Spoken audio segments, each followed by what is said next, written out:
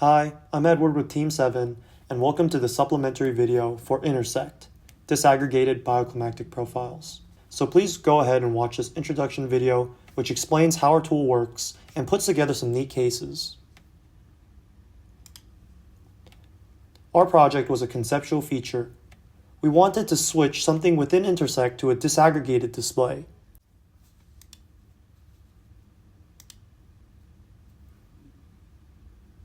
Hopefully, this feature would allow users to draw more specific cases by being able to directly correlate climate data with historical events. To do this, we started with the literature review. Our key findings were that detail improves clarity. We didn't want to remove any of the outliers, and we wanted to avoid chart junk. For example, this useless little smiley face. It doesn't tell us anything. Get out of here. We also found that users interpret data through context, and that tools must support that. What this means is that people don't use the data unless they think it's useful.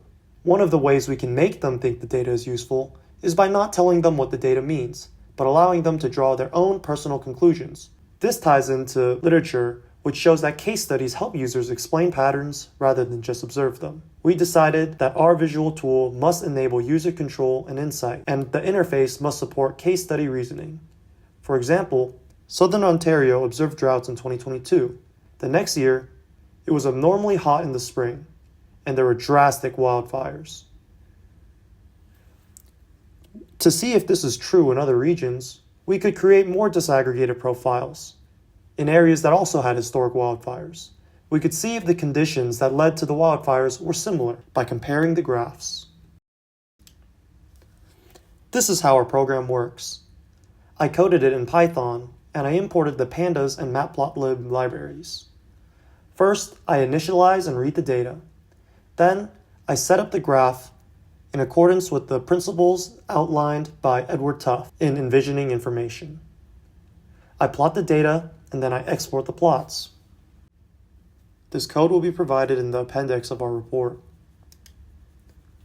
This is how our project started. We used daily temperature and precipitation from February 2024 to 2025. We sourced this data from Meteostat. Right away, I noticed that spikes aligned with newsworthy anomalies. This prompted us to pivot to an outlier-focused storytelling and case investigation tool, rather than our original plan of an SDG-based overlay.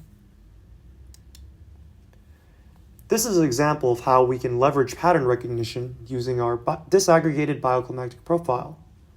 These are screenshots taken from our introductory video. Notice how in 2013, there is a massive spike of precipitation, which is directly tied to a historic flood.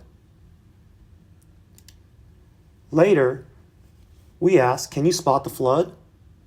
It should be pretty obvious. It also happens in July around the same days. Finally, 2024, and we see the same thing. Another large July flood 11 years later. Reflecting on this project. Our results were limited because we didn't include any socio-demographic overlays. We really wanted to focus the scope on the bioclimactic profile. We also had no backend integration. This is a separate tool that must be manually ported into INTERSECT.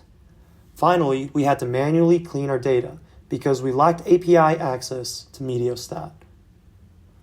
In the future, it'd be interesting to integrate demographic data to support equity analysis. A more realistic goal could be to explore classroom use for case-based climate learning. To expand this to a commercially available product, we would need to streamline our data sourcing with API integration to enable rapid automated case visualizations. This is a big thank you from ESTD Team 7. If you are interested in this project, please contact me at EddyShade27 or my partner Abdul at his email. Thank you so much for your time, and personally, I would like to thank Professor McClellan for giving us the intellectual freedom and support to make this project, which we're both very proud of.